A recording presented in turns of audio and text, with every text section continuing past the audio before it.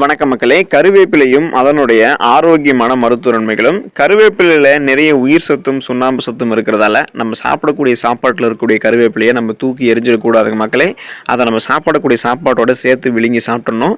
இந்த கருவேப்பிலை நமக்கு பல வியாதிகளை தீர்க்குது. கருவேப்பிலை உடலுக்கு பலம் உண்டாக்கக்கூடியது, பசியை தூண்டக்கூடிய சக்தி கொண்டு இருக்குது. இந்த பசியின்மை, அதாவது பசியின்மை பிரச்சனை அப்படின்னா எது கொடுத்தாலும் அவங்க சாப்பிடவே மாட்டாங்க.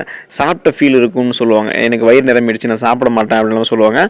ஸோ அந்த மாதிரி பசியின்மை பிரச்சனை இருக்கிறவங்களுக்கெல்லாம் நீங்கள் இந்த கருவேப்பிலை கொடுத்தீங்கன்னா அவங்களுக்கு அந்த பிரச்சனைலாம் சரியாயிடும். ஸோ முடி கொட்டுதல், அப்புறம் முடி கருகருன்னு வளரல, இது போன்ற பிரச்சனைகளை தொடங்கி உங்களுக்கு இருக்கக்கூடிய பல பிரச்சனைகளை கருவேப்பிலை குணப்படுத்துது. வாங்க என்னென்ன விதமான ஆரோக்கிய நன்மைகளை கருவேப்பிலை கொண்டு இருக்கு அப்படின்றத பற்றி தெளிவாக பார்ப்போம்.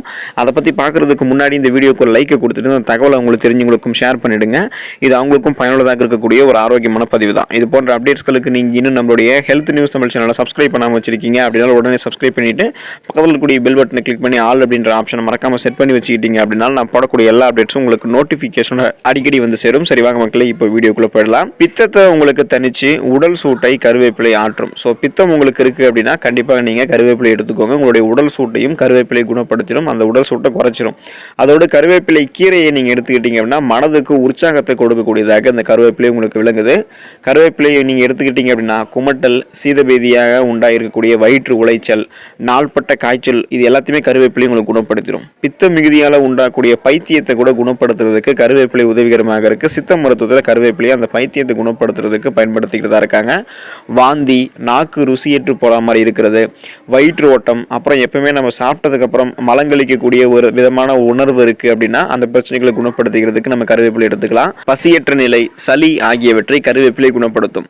நம்மளுடைய கண்களில் நமக்கு ஒளி சரியாக தெரியல, அதாவது வந்து பார்த்தீங்கன்னா கண் பார்வை மங்கலாக தெரியுது அப்படின்னு சொல்லக்கூடிய பிரச்சனைகளை குணப்படுத்தி கொள்ளவும், முடி நரைக்காமல் இருக்கிறதுக்கும், மேனி எழில் பெறுவதற்கும் கருவேப்பிலை உதவிகரமாக இருக்குது. கருவேப்பிலையை நீங்கள் ஜூஸாக குடிச்சிருக்கீங்களா? கருவேப்பிலை நீங்கள் வாய்ப்பு கிடைச்சா ஜூஸாக குடிங்க. கருவேப்பிலை சாறு உங்களுடைய ரத்தத்தில் இருக்கக்கூடிய வெள்ளை அணுக்கள், ஒயிட் பிளட் செல்ஸை இன்க்ரீஸ் பண்ணும், அதை பலமும் படுத்தும்.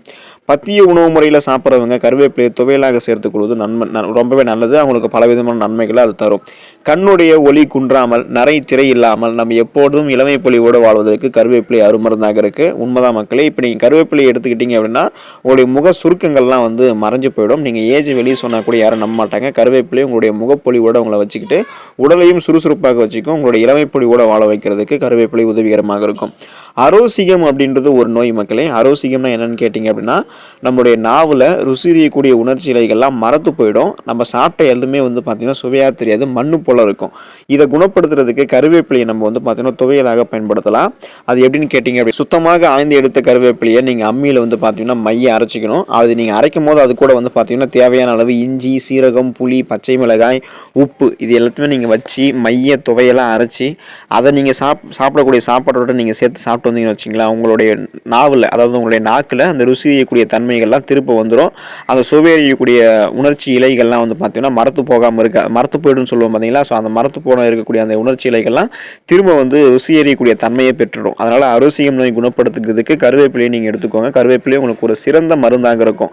அப்போ தான் நீங்கள் சாப்பிடக்கூடிய எல்லா சாப்பாட்டிலையுமே ருசி அறியக்கூடிய தன்மை உங்களுக்கு கொஞ்சம் கொஞ்சமாக வருவோம். கருவேப்பிலையை நீங்கள் நல்லா அரைச்சி அது கூட முட்டையினுடைய வெள்ளை கருவை தேய்த்து நீங்கள் தலைக்கு குளிச்சுட்டு வந்தீங்கன்னு வச்சிங்களா, உங்களுக்கு முடி நன்றாக வளரும். ஸோ முடி நல்லாக வளரணும், முடி கருகருன்னு வளரணும் அப்படின்னு சொல்கிறாங்க. கருவேப்பிலை நீங்கள் திறந்து எடுத்துக்கலாம், உணவுகளையும் நீங்கள் திறந்து எடுத்துக்கலாம். அதே போல் கருவேப்பிலை நீங்கள் நல்லா அரைச்சி அது கூட முட்டையினுடைய வெள்ளை கருவை சேர்த்து தலைக்கு தேய்த்து குளிச்சிங்க அப்படின்னா முடி உங்களுக்கு நன்றாக வளரும். சுத்தமாக ஆய்ந்து எடுத்த கருவேப்பிலையை நீங்கள் அம்மியில் மைய அரைச்சி அதை ஒரு பாத்திரத்தில் போட்டு வச்சுக்கிட்டு அது கூட எலுமிச்சம்பழத்துடைய ஜூஸை வச்சு கலக்கி தினமும் நீங்கள் காலையிலும் மாலையிலும் நீங்கள் சாப்பிடக்கூடிய சாதத்தில் அதை போட்டு சாப்பிட்றீங்க அப்படின்னா அடிக்கடி இந்த துவையில நீங்கள் சாப்பிட்டு வரும்போது உங்களுடைய நோய் எதிர்ப்பு சக்தி, இம்யூன் பவர் உங்களுக்கு இன்க்ரீஸ் ஆக ஆரம்பிக்கும். நோய் எதிர்ப்பு சக்தி அதிகரிக்கிறதால எந்த நோயுமே நம்மளை வந்து பார்த்திங்கன்னா வராது. வருமுன் காப்பது அப்படின்ற சிறந்தது போல் நம்ம வந்து பலவிதமான நோய்களை, பலவிதமான சீசனாக அட்டாக் ஆகக்கூடிய நோய்களை நம்ம வந்து வரதுக்கு முன்னாடி நம்ம தடுத்துக்கலாம். அந்தளவுக்கு நம்ம உடலை நம்ம ஸ்ட்ராங்காக வச்சுக்கலாம். கருவேப்பிலை துவையில நம்ம சாப்பிட்டோம் அப்படின்னா வெறும் வயிற்றுல கூட நீங்கள் காலையில் எழுந்ததுக்கப்புறம் கருவேப்பிலை சாப்பிடலாம். இதன் மூலமாக உங்களுக்கு பலவிதமான பிரச்சனைகள் வந்து பார்த்தீங்கன்னா முன்னாடியே வராமல் தடுக்கப்படும், வந்திருக்கக்கூடிய பிரச்சனையும் குணப்படுத்தப்படும். ஸோ அதுக்காக கருவேப்பிலை நீங்கள் துவையெல்லாம் வச்சு அடிக்கடி சாப்பிடுங்க. கருவேப்பிலை சட்னின்னு சொல்லுவாங்க பார்த்தீங்களா, அதுதான் அது வந்து அதை நீங்கள் சாப்பிட்டீங்கன்னா பலவிதமாக உங்களுக்கு இருக்கக்கூடிய நோய்களும் குணப்படுத்தப்படும், பல நோய்கள் வராமலும் தடுக்கப்படும். உங்களுடைய உடல் உறுதி பெறும். கருவேப்பிலை நீங்கள் இந்த மாதிரி சட்னி மாதிரி சாப்பிட்டீங்க அப்படின்னா பைத்தியம் தெளிய, புத்தி சுவாதீனம் இல்லாமல் இருப்பவர்களுடைய அவங்களுடைய புத்தியில் வந்து ஒரு நிலையில் நிறுத்தி அறிவில் தெளிவை உண்டாக்க கருவேப்பிலை சித்த மருத்துவத்தில் இன்னும் பயன்படுத்தப்பட்டு கொண்டு தான் இருக்கு. ஸோ இந்த அளவுக்கு மருத்துவ நன்மைகளை கொண்டிருக்கக்கூடிய கருவேப்பிலையை நாம நம்மளுடைய சாப்பாட்டில் வந்து ஒதுக்கக்கூடாது. அதை நம்ம சாப்பிடக்கூடிய சாப்பாட்டோட சேர்த்து சாப்பிட்றணும்.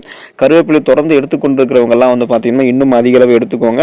உங்களுடைய உடல் அமைப்பை நீங்கள் பார்த்துக்கோங்க. கருவேப்பிலை வந்து சாப்பிட்டதே இல்லை அப்படின்னு சொல்றவங்க தொடர்ந்து இனிமேலாவது கொஞ்சம் கொஞ்சமாவது கருவேப்பிலை சேர்த்து சாப்பிட்டு அதில் கூடிய ஆரோக்கிய மருத்துவ நன்மைகளை பெற்று நீங்களும் ஆரோக்கியமாக இருங்க. நன்றி மக்களே.